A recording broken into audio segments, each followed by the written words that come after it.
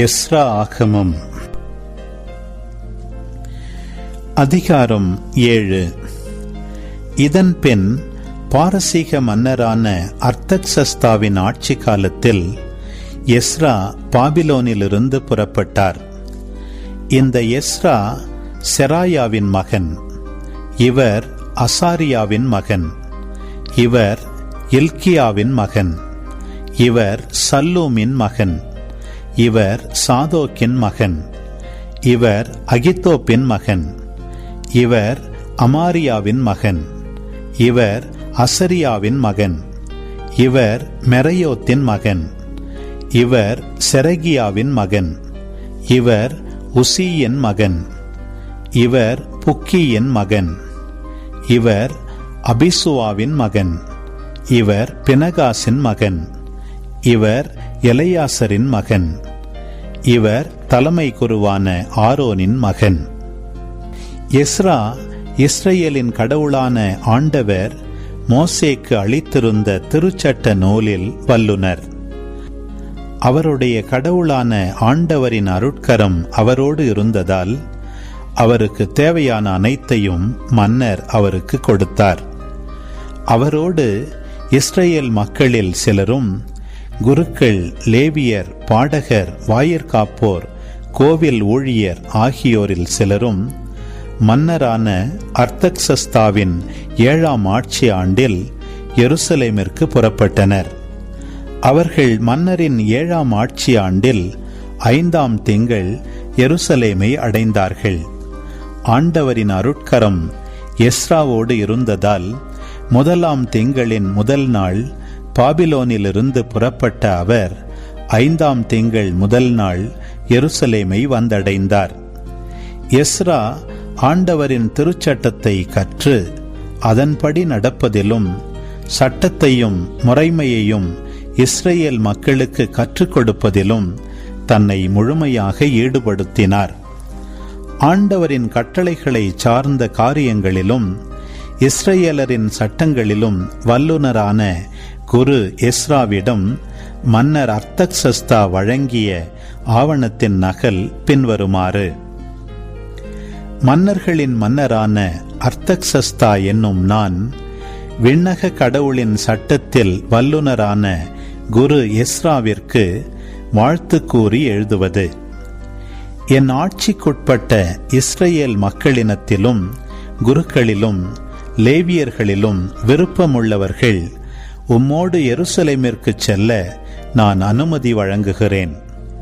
ஏனெனில் உமது கையில் இருக்கிற கடவுளின் திருச்சட்டத்தின்படி யூதாவிலும் எருசலேமிலும் விசாரணை செய்யும்படி மன்னராகிய நானும் என் ஆலோசகர் 7 உம்மை அனுப்புகிறோம். மேலும் மன்னராகிய நானும் என் ஆலோசகர்களும் எருசலேமில் வாழும் இஸ்ரேலின் கடவுளுக்கு நாங்கள் மனமுவந்து ஒப்புக் கொடுத்த பொன்னையும் வெள்ளியையும் எடுத்துச் செல்லவும் மற்றும் பாபிலோன் நாடெங்கும் உமக்கு கிடைக்கும் பொன்னையும் வெள்ளியையும் அவற்றோடு எருசலேமில் உள்ள தங்கள் கடவுளின் இல்லத்திற்காக ஒப்புக் கொடுக்கும் காணிக்கைகளையும் எடுத்துச் செல்லவும் நாங்கள் அனுமதி அளிக்கிறோம். இப்பணத்தை கொண்டு காளைகளையும் ஆட்டுக்கிடாய்களையும் செம்மறி குட்டிகளையும் தானிய நீர்ம படையல்களையும் கவனத்துடன் வாங்கி எருசலேமில் உள்ள உங்கள் கடவுளின் இல்ல பீடத்தில் காணிக்கையாக்கும். எஞ்சிய வெள்ளியையும் பொன்னையும் உமக்கும் உம் சகோதரர்களுக்கும் நலமெனப்பட்டதை உங்கள் கடவுளின் திருவுளப்படி செய்யும். உம் கடவுளின் இல்ல வழிபாட்டுக்காக உம்மிடம் கொடுக்கப்பட்ட பாத்திரங்களை எருசலேமில் உள்ள கடவுளின் திருமுன் வையும். மேலும் கடவுளின் இல்லத்திற்கு இதற்கு மேல் தேவையானவற்றை மன்னரின் கருவூலத்திலிருந்து நீர் பெற்றுக்கொள்ளலாம். மன்னர் அர்தக்சஸ்தா என்னும் நான் யூப்ரத்தீஸின் அக்கறை பகுதியில் உள்ள பொருளாளர்களுக்கு கட்டளையிடுவது. விண்ணக கடவுளின் திருச்சட்ட வல்லுனரும் குருவும் ஆகிய எஸ்ரா உங்களிடம் கேட்பதையெல்லாம் உடனடியாக கொடுக்கவும். அவருக்கு 100 தாலந்து வெள்ளி, 100 படி கோதுமை, 100 குடம் திராட்சை ரசம், 100 குடம் எண்ணெய் ஆகியவற்றை தேவையான அளவு கொடுக்கலாம். நாட்டை ஆளும் மன்னர் மீதும் அவர் மக்கள் மீதும் விண்ணக கடவுள் சினம் கொள்ளாதபடி அவரின் இல்லத்திற்கு அவர் கட்டளையிட்ட அனைத்தும் கொடுக்கப்பட வேண்டும். மேலும் நான் அறிவிப்பது, குருக்கள், லேவியர், பாடகர், வாயிற்காவலர், கோவிற் பணியாளர், கடவுளது இந்த இல்லத்தின் மற்ற ஊழியர் எவர் மீதும் திரையோ வரியோ தேர்வையோ சுமத்துவது முறை அன்று. எஸ்ரா கடவுள் உமக்கு கொடுத்துள்ள ஞானத்தின்படி யூப்ரத்தீசின் அக்கறை பகுதியில் வாழும் எல்லா மக்களுக்கும் நீதி வழங்க உம் கடவுளின் திருச்சட்டத்தை அறிந்தவரான நீதிபதிகளையும் ஆளுநர்களையும் ஏற்படுத்தும். திருச்சட்டம் அறியாதவர்களுக்கு அதை கற்பியும். மேலும் திருச்சட்டத்திற்கும் மன்னரின் கட்டளைகளுக்கும் கீழ்ப்படியாதவருக்கு கண்டிப்பாய் தண்டனை கொடுக்கப்பட வேண்டும். மரண தண்டனையோ, நாடு கடத்தப்படுதலோ, சொத்து பறிமுதலோ, சிறை தண்டனையோ கொடுக்கப்படட்டும். எருசலேமில் உள்ள ஆண்டவரின் இல்லத்தை அழகுபடுத்தும்படி மன்னரை தூண்டிய நம் முன்னோரின் கடவுளான ஆண்டவர் வாழ்த்து பெறுவாராக. மன்னர், அவர் தம் ஆலோசகர், ஆற்றல் மிகு அரசு அதிகாரிகள் ஆகியோரின் பார்வையில் தயவு கிடைக்கும்படி செய்தவர் அவரே. என் கடவுளான ஆண்டவரின் அருள்கரம் என்னோடு இருந்ததால் நான் திடம் கொண்டு இஸ்ரேலின் தலைவர்களை ஒன்று சேர்த்து அவர்களை என்னோடு அழைத்து வந்தேன். எஸ்ரா ஆகமம் அதிகாரம் 8. மன்னர் அர்தக்சஸ்தாவின் ஆட்சி காலத்தில் எஸ்ராவோடு பாபிலோனியாவிலிருந்து வந்தவர்களின் குடும்பத் தலைவர்களது தலைமுறை அட்டவணை அவர்களின் மூதாதையர் மரபின்படி பின்வருமாறு: பினகாசின் வழிமரபில் கெர்சோம், இத்தாமர் வழிமரபில் தானியேல், தாவீதின் வழிமரபில் ஆற்றூசு, பாரோசு வழிமரபில் செக்கனியாவின் மகன் செக்கரியா மற்றும் அவரோடு 150 ஆண்கள். பாகாத் மோவாபு வழிமரபில் செரேகியாவின் மகன் எல்யகோவனாய் மற்றும் அவரோடு 200 ஆண்கள். சாத்து வழிமரபில் எகசியேலின் மகன் செக்கனியா மற்றும் அவரோடு 300 ஆண்கள். ஆதின் வழிமரபில் யோனத்தானின் மகன் எபேது, அவரோடு 50 ஆண்கள். ஏலாமி வழிமரபில் அத்தலியாவின் மகன் ஏசாயா மற்றும் அவரோடு 70 ஆண்கள். செபத்தியா வழிமரபில் மிக்கேலின் மகன் செபதியா மற்றும் அவரோடு 80 ஆண்கள். யோவாபு வழிமரபில் எகியேலின் மகன் ஒபதியா மற்றும் அவரோடு 218 ஆண்கள். பானி வழிமரபில் யோசிப்பியாவின் மகன் செலோமித்து மற்றும் அவரோடு 120 ஆண்கள். பேபாய் வழிமரபில் பேபாயின் மகன் செக்கரியா மற்றும் அவரோடு 28 ஆண்கள். அஸ்காது வழிமரபில் அக்காற்றானின் மகன் யோகனான் மற்றும் அவரோடு 110 ஆண்கள். அதோனிகாம் வழிமரபில் பிற்காலத்தவர்களான எலிப்பலேற்று எவேல், செமாயா மற்றும் அவர்களோடு 60 ஆண்கள். பிக்வாயின் வழிமரபில் உத்தாய், சக்கூர் மற்றும் அவர்களோடு 70 ஆண்கள். அகவா செல்லும் ஆற்றருகில் அவர்களை நான் ஒன்று சேர்த்தேன். அங்கே 3 நாள்கள் தங்கியிருந்தோம். மக்களையும் குருக்களையும் பற்றி கேட்டறிந்தபோது அங்கே அவர்களுள் எவரும் லேவியர் இல்லை என்று கண்டேன்.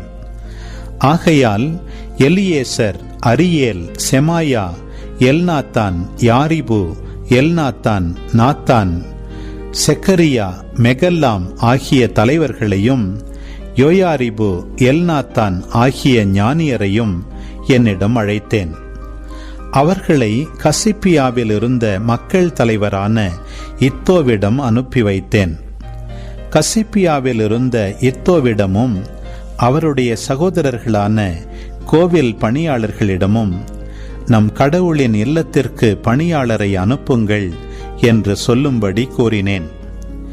எங்கள் கடவுளின் அருட்கரம் எங்களோடு இருந்ததால் இஸ்ரேல் இனத்தவரும் லேவியருமான மக்லியன் புதல்வருள் புத்தி கூர்மையுடைய செரேபியாவையும் அவருடைய புதல்வர்களும் உறவினர்களுமாக 18 பேரையும், அசபியாவையும் அவரோடு மெராரியின் புதல்வர்களில் ஒருவரான ஏசாயாவையும் அவருடைய சகோதரர்களும் அவர்களின் புதல்வர்களுமான 20 பேரையும், மற்றும் தாவீதும் அவரின் அலுவலர்களும் லேவியர்களுக்கு உதவி செய்ய பிரித்து வைத்திருந்த 220 கோவில் பணியாளரையும் அவர்கள் எங்களிடம் அழைத்து வந்தார்கள்.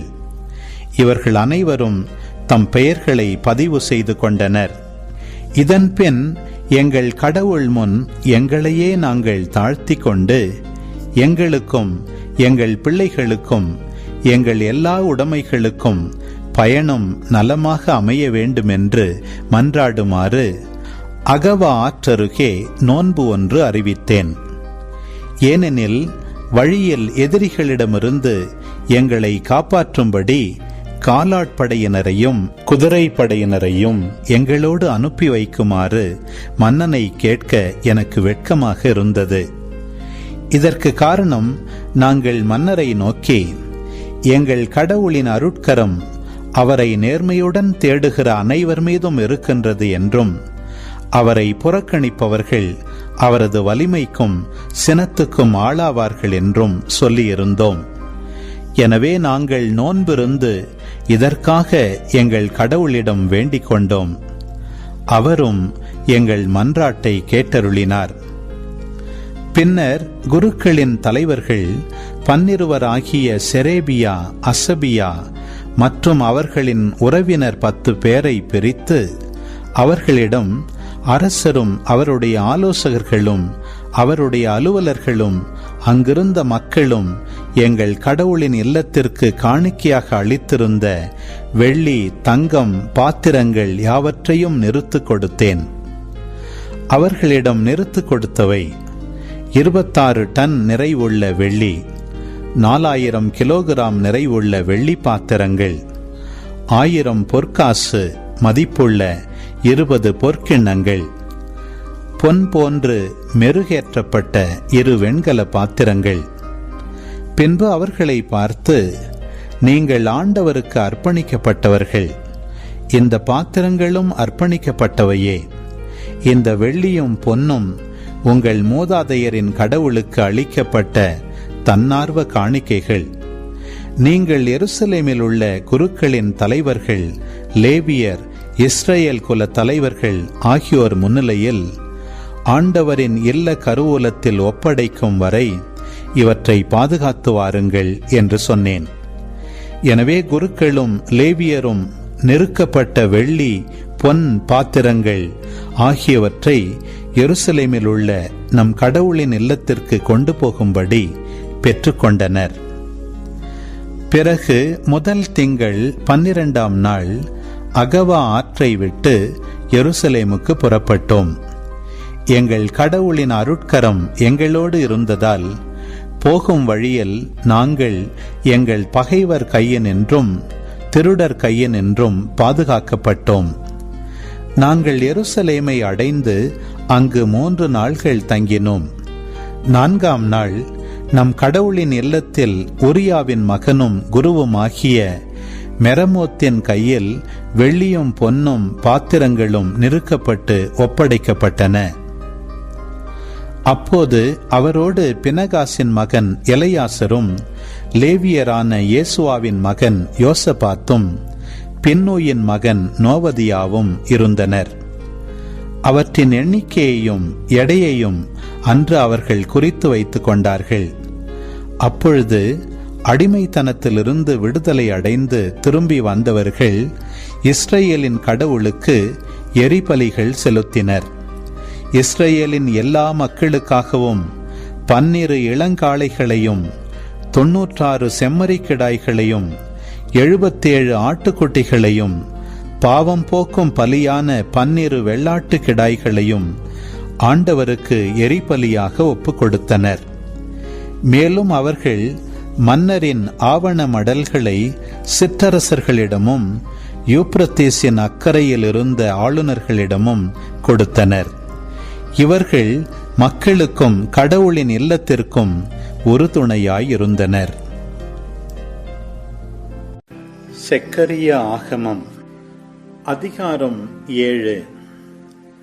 அரசன் தாரியோவின் 4ஆம் ஆட்சியாண்டில் கிஸ்லேவு என்னும் 9ஆம் மாதத்தின் 4ஆம் நாளன்று ஆண்டவரின் வாக்கு செக்கரியாவுக்கு அருளப்பட்டது. பெத்தேலில் வாழ்வோர் சரேட்சரையும் ரேக்கேமெலக்கையும் மற்றும் அவனுடைய ஆள்களையும் ஆண்டவரின் அருளை பெற மன்றாடுமாறு அனுப்பினார்கள். மேலும் படைகளின் ஆண்டவரது கோவிலில் இருக்கும் குருக்களையும் இறைவாக்கினர்களையும் கண்டு, நாங்கள் இத்தனை ஆண்டுகளாக செய்து வந்தது போல் 5ஆம் மாதத்தில் நோன்பிருந்து புலம்ப வேண்டுமா என்று கேட்டு வரவும் இவர்களை அனுப்பினார்கள். அப்போது படைகளின் ஆண்டவரது வாக்கு எனக்கு அருளப்பட்டது.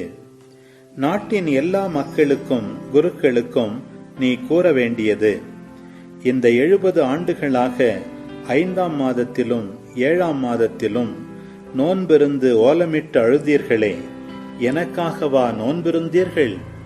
நீங்கள் உணவருந்திய போதும் குடித்த போதும் உங்களுக்காகத்தானே உணவருந்தினீர்கள், உங்களுக்காகத்தானே குடித்தீர்கள்.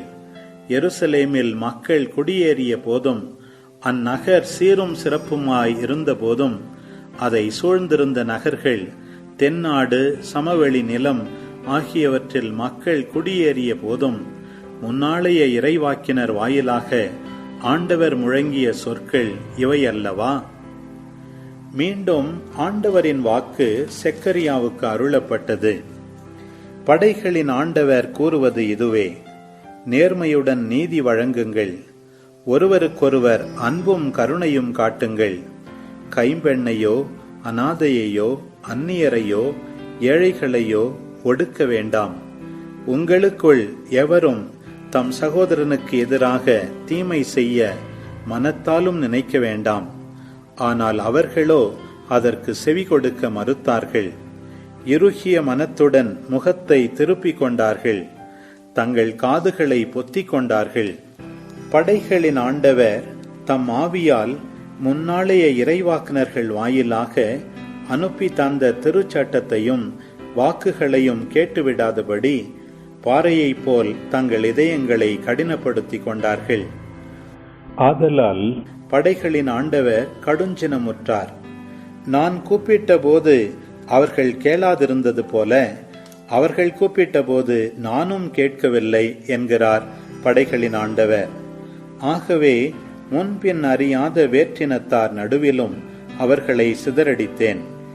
இவ்வாறு அவர்கள் விட்டு சென்ற நாடு பாழடைந்து போயிற்று. போவார் வருவார் எவருமே அங்கில்லை. இனிய நாட்டை பாழாக்கிவிட்டார்கள். செக்கரியா ஆகமம் அதிகாரம் 8. படைகளின் ஆண்டவரது வாக்கு மீண்டும் எனக்கு அருளப்பட்டது. படைகளின் ஆண்டவர் கூறுவது இதுவே: சீயோன் மீதுள்ள அன்பு வெறியால் நான் கனன்று கொண்டிருக்கின்றேன். அதன் மீதுள்ள அன்பு வெறியால் நான் சினமுற்றிருக்கின்றேன். ஆண்டவர் கூறுவது இதுவே: சீயோனுக்கு நான் திரும்பி வரப்போகிறேன். எருசலேம் நடுவில் குடியிருக்கப் போகிறேன். எருசலேம் உண்மையுள்ள நகர் என்றும் படைகளின் ஆண்டவரது மலை திருமலை என்றும் பெயர் பெற்று விளங்கும். படைகளின் ஆண்டவர் கூறுவது இதுவே: எருசலேமின் தெருக்களில் கிழவரும் கிழவியரும் மீண்டும் அமர்ந்திருப்பார்கள். வயது முதிர்ந்தவர்களானதால் ஒவ்வொருவரும் தம் தலையில் கோல் வைத்திருப்பார்கள். நகரின் தெருக்களில் சிறுவரும் சிறுமியரும் நிறைந்திருப்பார்கள். அவர்கள் அதன் தெருக்களில் விளையாடிக் கொண்டிருப்பார்கள். படைகளின் ஆண்டவர் கூறுவது இதுவே: இம்மக்களில் எஞ்சியிருப்போரின் கண்களுக்கு இவையெல்லாம் அந்நாள்களில் விந்தையாய் தோன்றினாலும் என் கண்களுக்கு விந்தையாய் தோன்றுமோ என்கிறார் படைகளின் ஆண்டவர்.